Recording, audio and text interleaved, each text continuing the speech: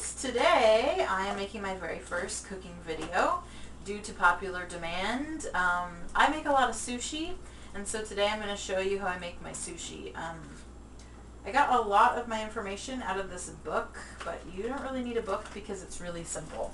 So first I'm going to show you what we use. And you can buy sushi rice in your store. It's basically, though, a short grain white pearl rice. You know, bags that are packaged and marketed as sushi rice are twice as expensive, but if you just get the short grain white rice, it's the exact same thing. It works perfectly fine. There's cooking instructions on the back. So I use like cheapo Fred Meyer brand. And I cook it in my rice cooker. You can also cook it on the stove per the instructions. You just want to make sure you don't add too much water because you want the rice to be really sticky. So after you take the rice out of your rice cooker or off the pan, then you want to put it in like a big wooden bowl because it'll help absorb some of the liquid. And you kind of want to spread it out so that it will dry off and cool. You don't want to start making your sushi rolls until the rice is fully cooled. They will fan it to help, take away some of the moisture.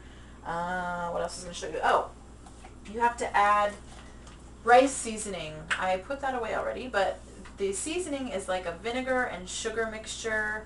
There's not a whole lot of sugar grams in it. You only put a tiny bit of seasoning in for this. This is like 2 cups or 4 cups actually, I think, of cooked rice. And so it's, it's not too bad. I wouldn't dump off of it or anything. So, but I bet you could probably modify the recipe and do Splenda or whatever sweetener you like. I just use the regular stuff though. I'll have to put the recipe for that rice seasoning in the sidebar. So there's my sushi rice. Now, the next ingredient you'll need are these seaweed papers, and each sheet I cut in half. This is one that's already been cut in half. You lay it down on a bamboo mat with a, it's lined with saran wrap so that it doesn't stick to your mat. Put the shiny side out so you get it nice and pretty. And you start with your rice. Put a little bit of rice on your seaweed. I just sort of eyeball it. There's really no, measuring needed for this kind of thing.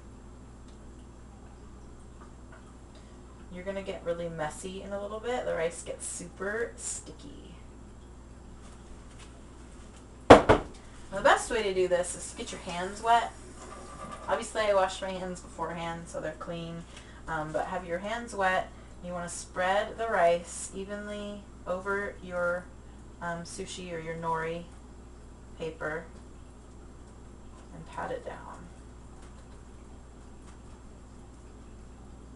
It sticks to you. Okay, next rinse your hands. Always have a towel nearby so that you can dry them off in between. The next step is to take your sesame seeds, roasted sesame seeds. You can get them in your sushi section. Do a liberal sprinkling of sesame seeds. I like sesame seeds. I put a lot. There's lots of protein in them. Oh, there's no protein in them. I lied. Oops. Okay. Now, this is the fancy part. You want to flip this over, which is also why you have saran wrap underneath, so that you have your seaweed paper on top. Now you can assemble your ingredients. I like the imitation crab.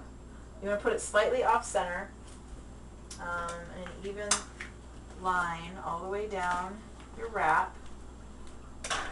And this one I'm doing the crab, a little bit of cucumber all the way down. You don't want to put too much in because the roll is really small and it will be really full. And then I do just a little bit of avocado all the way down. Avocados are a little brown. I think they're off season right now. Okay, now the magical part. So first what I do is just take the plastic wrap and start to bring the roll up and around. Like that. And you take your mat I'm gonna do this sideways so you can see a little better. Bring it up around your sushi roll. Grab the end of it and pull tight. And this is just making sure everything's nice and compact in there. Making a nice little roll. Voila! So there is your neat little sushi roll. And you unwrap it. And I always just use the same piece of saran wrap, you know, for my next roll.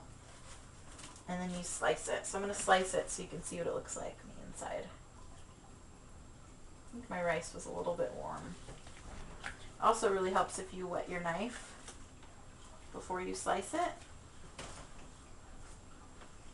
There's my sushi. California roll. Very good. And you can serve these with wasabi, which is a Japanese, what's it called?